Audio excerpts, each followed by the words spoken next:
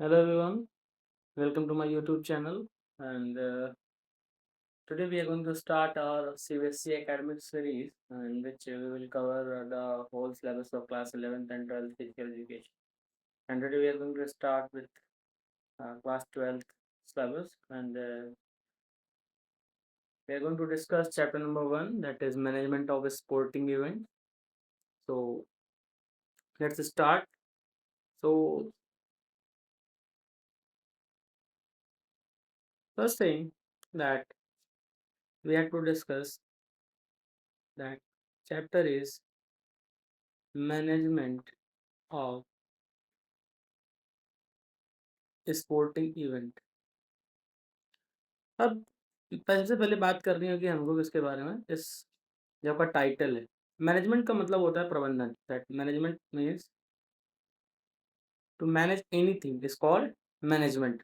अब यहाँ पर एक वर्ड है, because as we are reading physical education, तो किसकी बात कर रहा है, स्पोर्ट्स इवेंट्स की। अब जैसा कि हम सभी जानते हैं कि that we organise different type of programmes.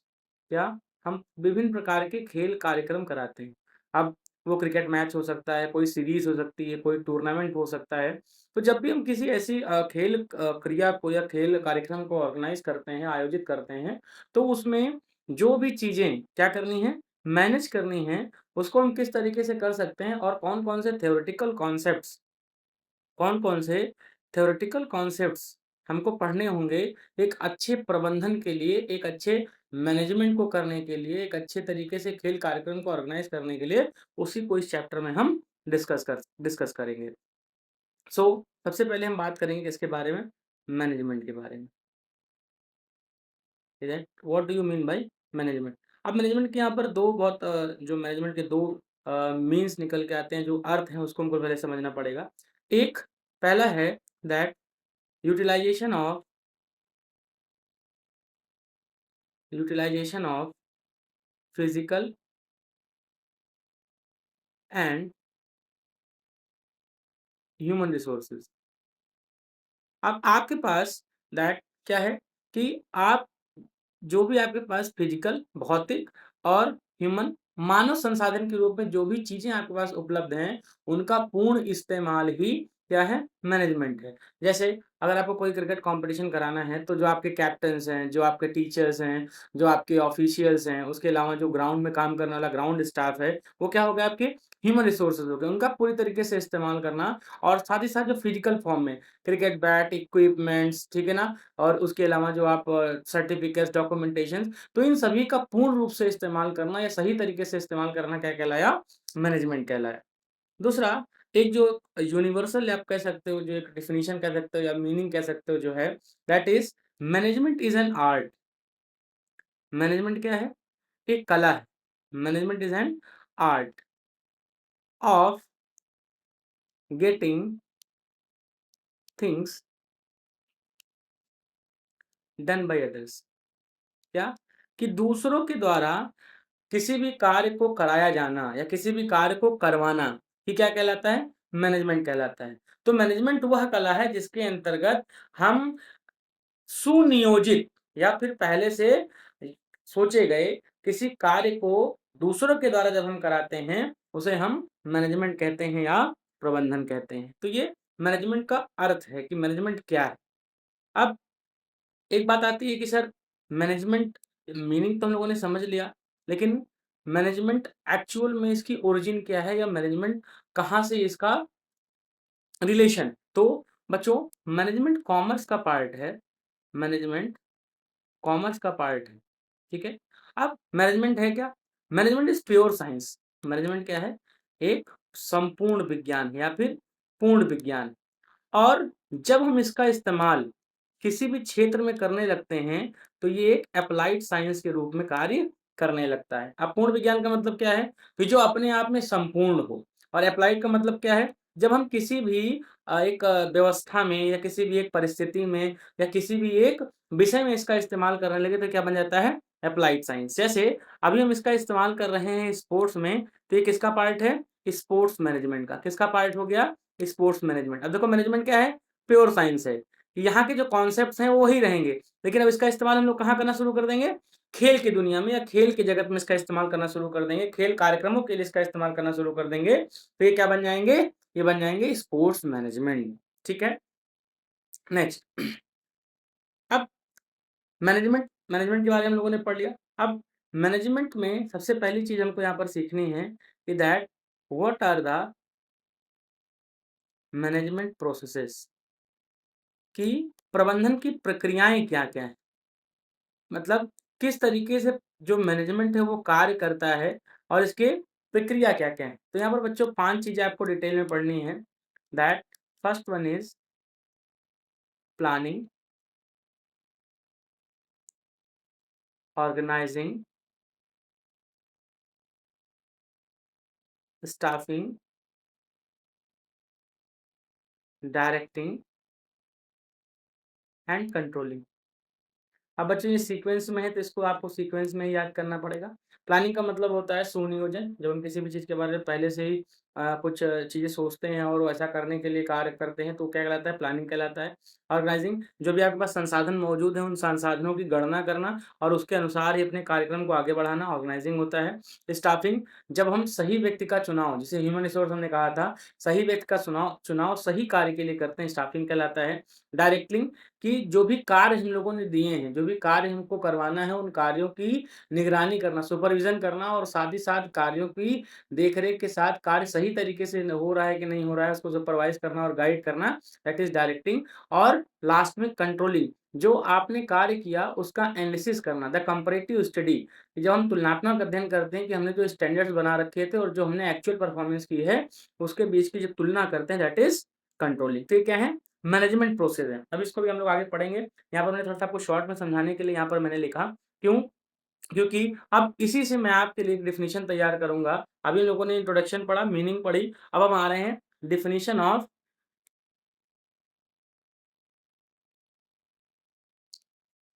Management. अब बच्चों करना क्या है? बहुत सिंपल सी चीज़ करनी है हम लोगों को यहाँ पर, कि जो मैंने आपको मैनेजमेंट प्रोसेस बताई, जो मैनेजमेंट की प्रक्रियाएँ बताई, बस उसी को यहाँ पर ऐड ऑन करना है। दैट क्या लिखेंगे definition? That management is the process of planning, organizing, staffing, directing, and controlling the resources for the purpose of achievement of organizational goals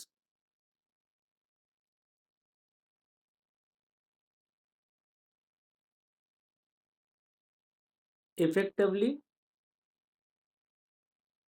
and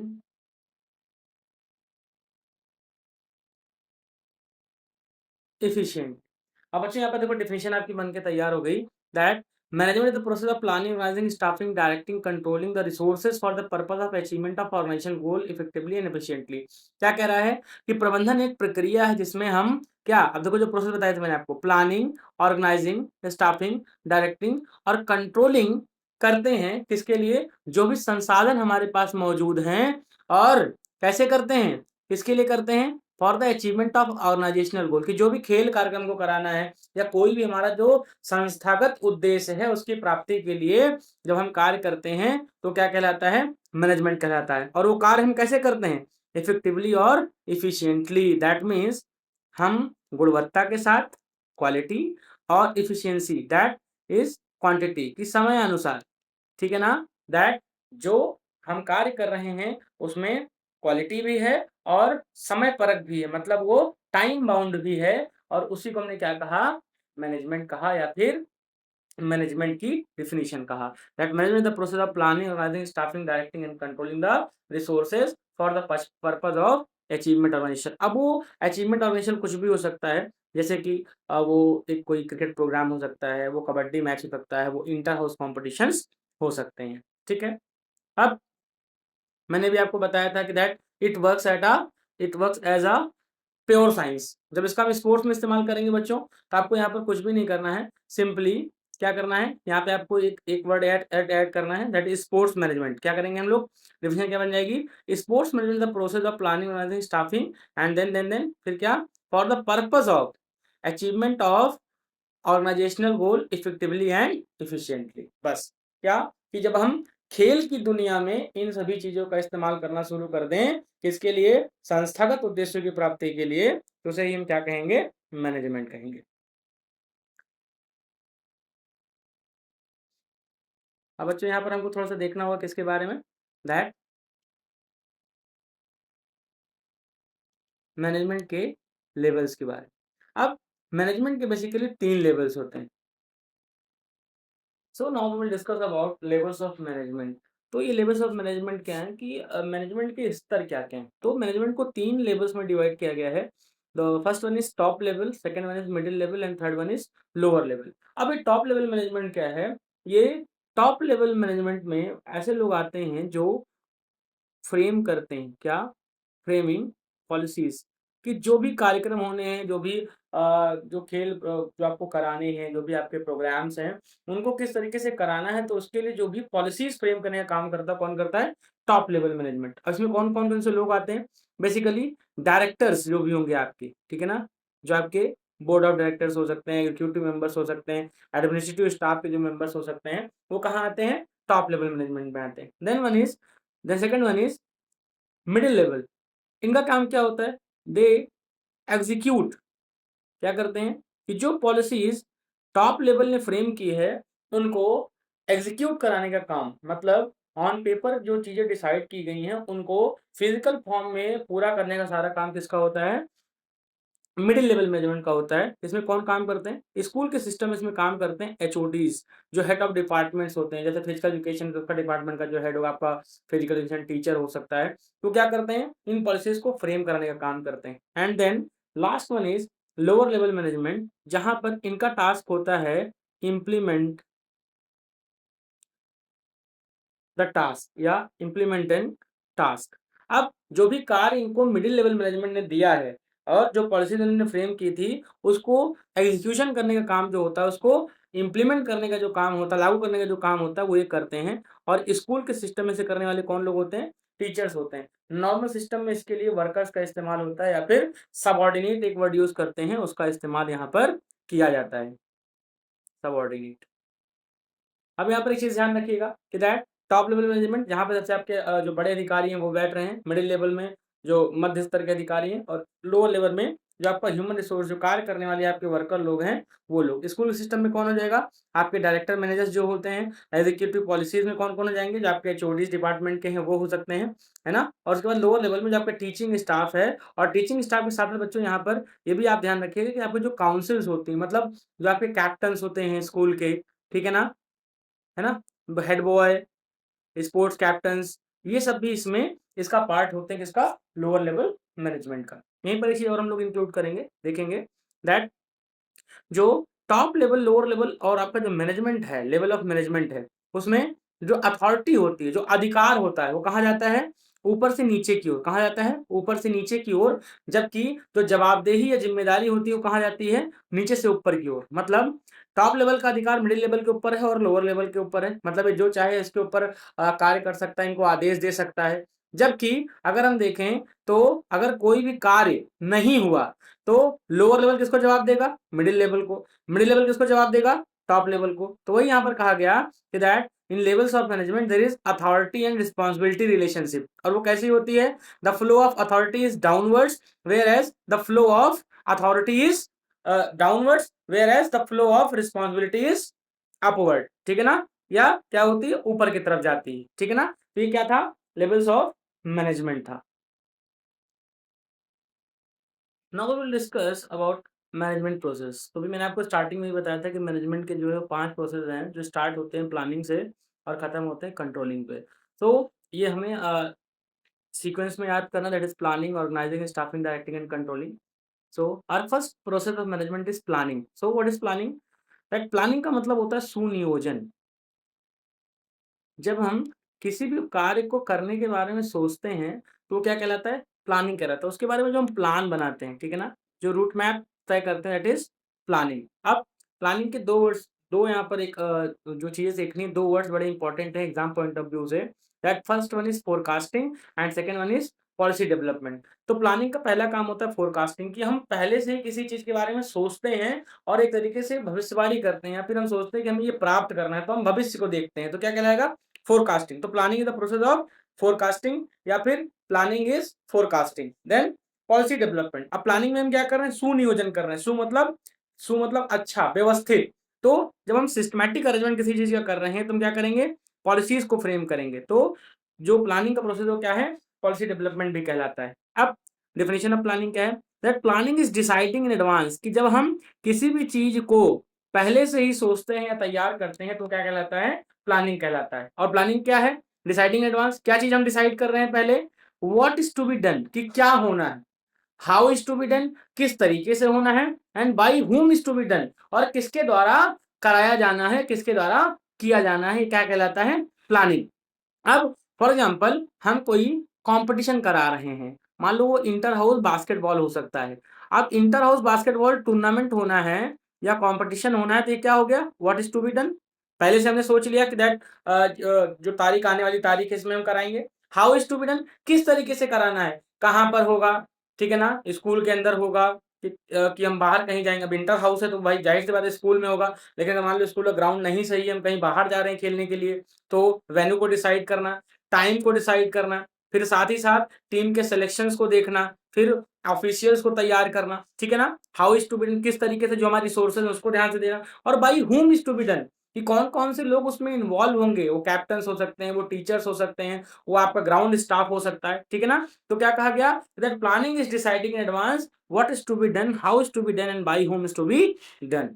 next one, जो मैंने आपके लिए बहुत शॉर्ट ही डिफिनेशन उठा के लेके आया हूँ, ये क्लास 12 बिजनेस की बुक, आपके जो बिजनेस का बुक है उससे लिया हुआ है. That planning is a trap let to capture the future. देखो यहाँ पर वही वर्ड आ गया, फोरकास्टिंग वाला जो वर्ड मैंने आपको बताया था. क्या? ये एक ऐसा जाल है जो हम बिछाते हैं, किसके लिए? भविष्य को अपने कब्जे में करने के लिए. मतलब जो भी कार्य हमने वर्तमान में सोच रखे हैं, किसके लिए? भविष्य के लिए. और क्या करने के लिए? उन कार्यक्रमों को सही तरीके से, सुव्यवस्थित तरीके से कराने के लिए जो जाल हमने बिछाया है, वो क्या है? प्लानिंग है. तो दिस इज प्लानिंग. ये 2 चीजें आपको याद रखनी है. और ये आपको एक वहां पर एक चीज और आप इंक्लूड कर सकते हो, दैट इज सेटिंग ऑब्जेक्टिव, कि अपने उद्देश्यों का निर्धारण करना. जो भी आपके उद्देश्य हैं कार्यक्रम को लेकर, किसी भी चीज को लेके, उनको निर्धारित करना ही क्या कहलाता है? प्लानिंग कहलाता है.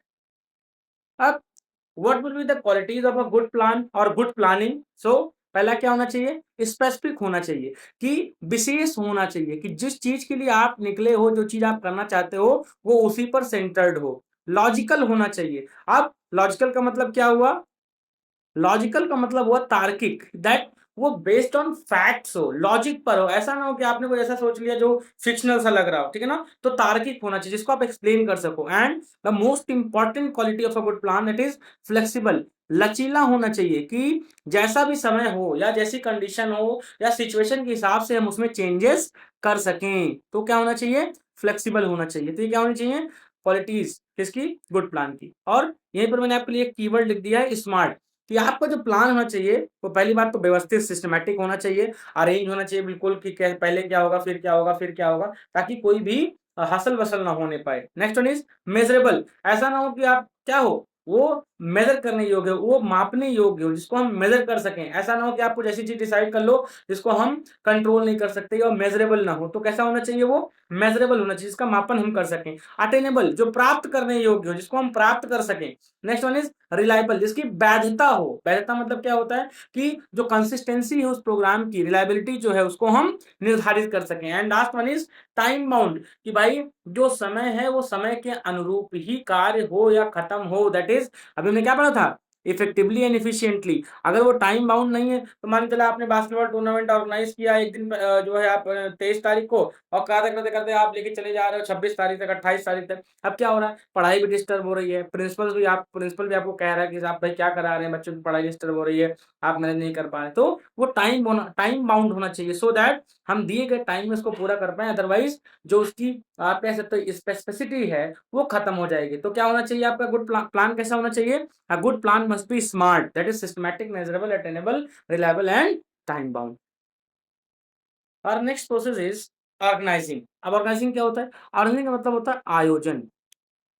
बेसिकली यहाँ पर हम क्या कह सकते हैं? That is checking the resources. आपके पास जो संसाधन मौजूद हैं उनके बारे में जांच पड़ताल करना और उनको अपने हिसाब से अपने कार्यक्रम के अनुसार ढालना क्या है? ऑर्गेनाइजिंग। क्या कह रहा है? द प्रोसेस ऑफ अरेंजिंग, व्यवस्थित करना। क्या करना? व्यवस्थित करना। कौन कौन सी चीजें? People, that human resource, task जो भी आपको कार्य दिए गए हैं, एंड रिसोर्सेज जो भी आपके पास संसाधन मौजूद हैं, इनटू स्ट्रक्चर्ड फ्रेमवर्क, व्यवस्थित ढांचे में उनको ढालना, कार्यक्रम के अनुरूप उनको व्यवस्थित करना ही क्या है? ऑर्गेनाइजिंग है। किसके लिए? To achieve the specific sports objective, कि जो प्लानिंग प्रोसेस में हम लोगों ने खेल के उद्देश्य को, खेल के कार्यक्रम को कराने के लिए जो हम लोगों ने एक उद्देश्य तय किया था, एक ऑब्जेक्टिव तय किया था, उस ऑब्जेक्टिव को अचीव करने के लिए आपके पास मौजूद जो भी क्या है संसाधन है, उन सभी का सुव्यवस्थित तरीके से इस्तेमाल किया जाना ही क्या कहलाता है? ऑर्गेनाइजिंग कहलाता है। क्या कहलाता है? ऑर्गेनाइजिंग कहलाता है। और यहीं पर हमें क्या देखने को मिलेगा? That authority and responsibility relationship, responsibility relations. ठीक है, ये भी ध्यान रखिएगा। काम कौन कौन से यहाँ पर होंगे, ध्यान देंगे। दो बहुत इंपॉर्टेंट चीजें, तो मैं कीवर्ड्स आपको दे रहा हूं। That one is division of work, कि यहीं पर कार्य तय कर दिए जाएंगे। दैट रिसेप्शन कमेटी पर कोई और बैठेगा, रजिस्ट्रेशन के टाइम पर कोई और रहेगा, गेम्स को कराने के लिए जो ऑफिशियल्स होंगे वो कहाँ रहेंगे, उनको कौन कौन से काम करने हैं, फलाने टीचर को ये काम करना है, फलाने हेड बॉय को ये काम करना है। ठीक है ना? तो क्या हुआ? Division of work. Then departmentalisation, departmentalisation कि जो आपने क्या किया है, देखो यहाँ पर क्या लिखा हुआ, टास्क, कि जो भी आपको टास्क मिले हुए हैं उनको ग्रुपिंग करना या कैटेगराइज करना, अलग अलग जो है उनको ग्रुप्स में बांट देना, दैट इज डिपार्टमेंटलाइजेशन। से क्या बोलते हैं? डिपार्टमेंटलाइजेशन। और साथ ही साथ जो मैंने आपको बताया, अथॉरिटी एंड रिस्पॉन्सिबिलिटी। क्यों? क्योंकि यहीं पर हम डिफरेंट इंडिविजुअल्स को उनकी कैपेबिलिटीज के अनुसार क्या करेंगे? अलग अलग टास्क में, अलग अलग ग्रुप्स में बांटेंगे। तो दैट इज ऑर्गेनाइजिंग। और next process of management is staffing. So what is staffing? So staffing is a process in which we do selection of right people for the right job. अभी क्या कह रहा है, इसकी डिफिनेशन क्या बनती है? That finding the right people for the right job at the right time. देखो यहाँ पर क्या लिखा, बार बार वर्ड आ रहा है, राइट। राइट क्या मतलब? सही समय पर सही व्यक्ति का चयन सही कार्य के लिए किया जाना ही क्या कहलाता है? स्टाफिंग। तो इसको हम क्या बोल सकते हैं?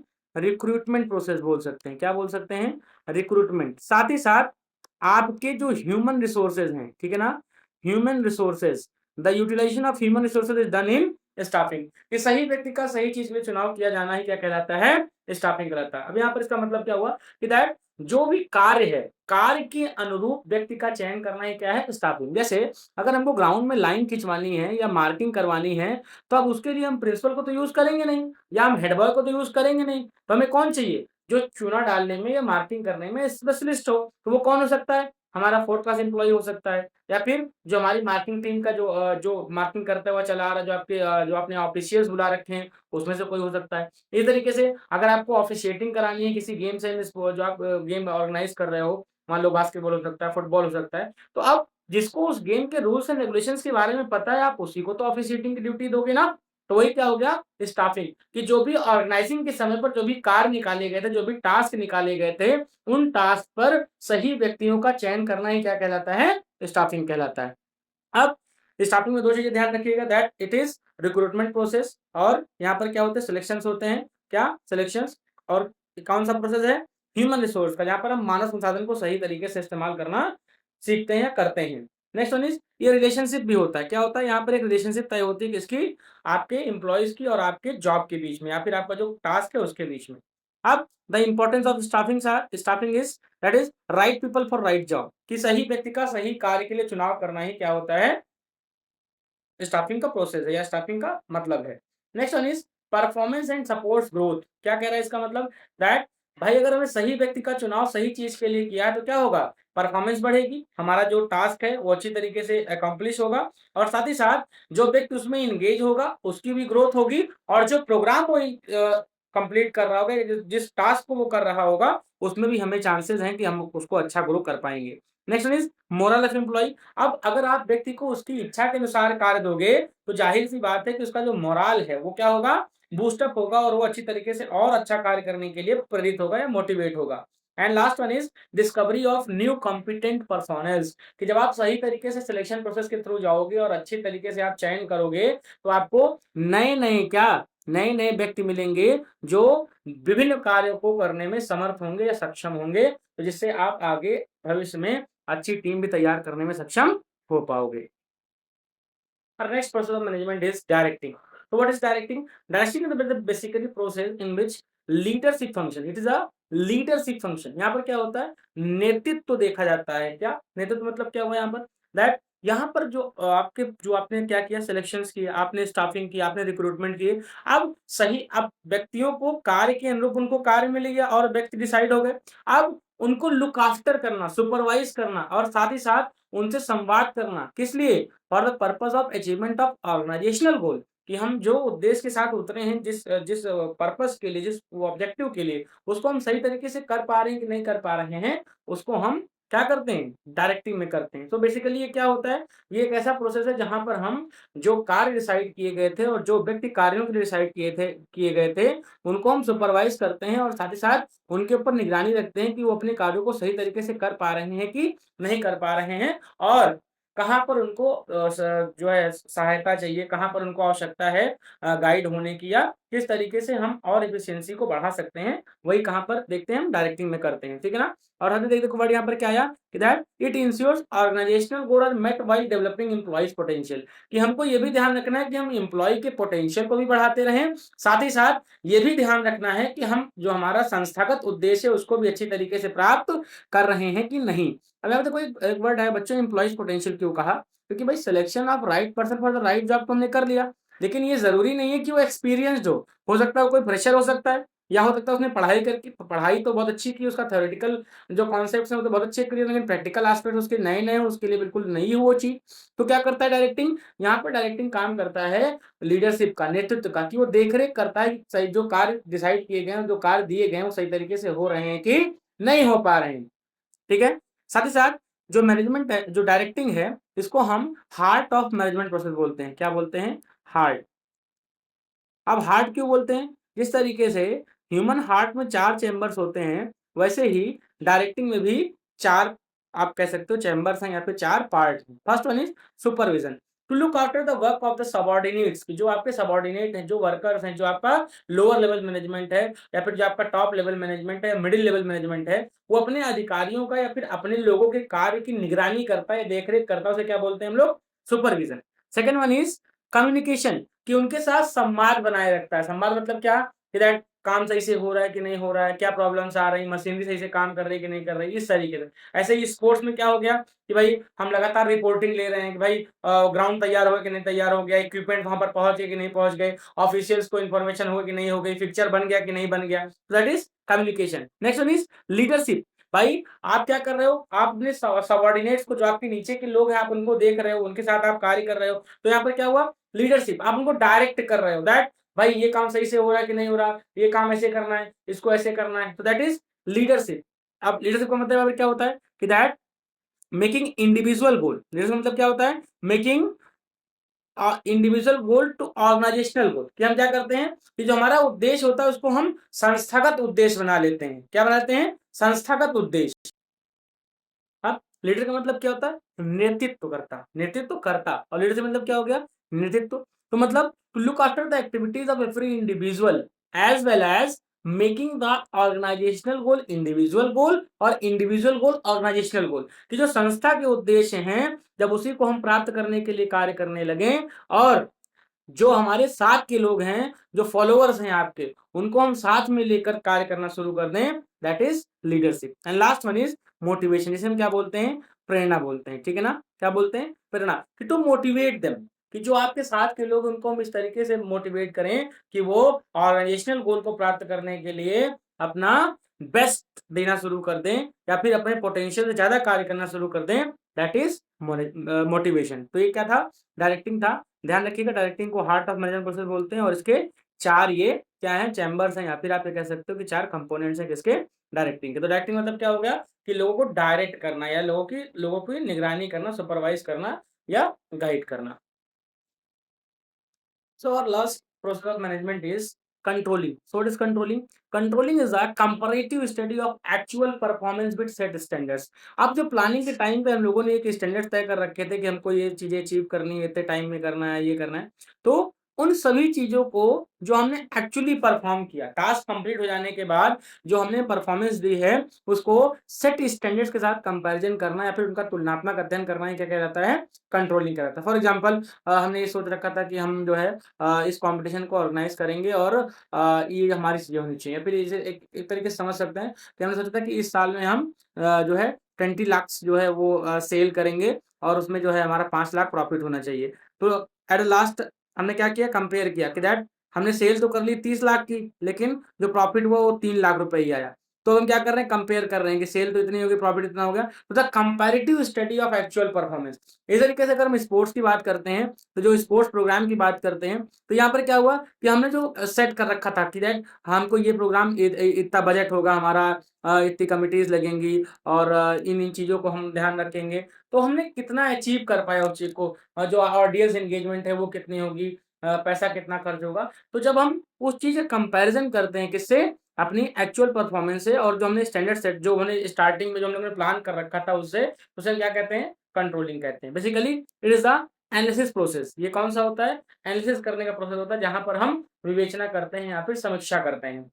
और साथ ही साथ क्या होगा, अब यहीं पर क्या निकल के आएगा, डेविएशन निकल के आएगा। भाई जो हमने डिसाइड कर रखा था, क्या हम उसको अचीव कर पाए हैं, अगर नहीं कर पाए हैं तो कितना हम नीचे गए या कितना हम डाउन रहे, या अगर हमने अचीव कर लिया, बहुत अच्छा अचीव कर लिया, तो कितना हम स्टैंडर्ड से अच्छा कर पाए हैं। तो डेविएशन को भी चेक करता है। And last one is taking correct measures. अब भाई ऐसा तो है नहीं कि आपने ये प्रोग्राम करा लिया फिर आप कुछ कराएंगे ही नहीं, एक ही बार में सब कुछ खत्म हो गया, नहीं।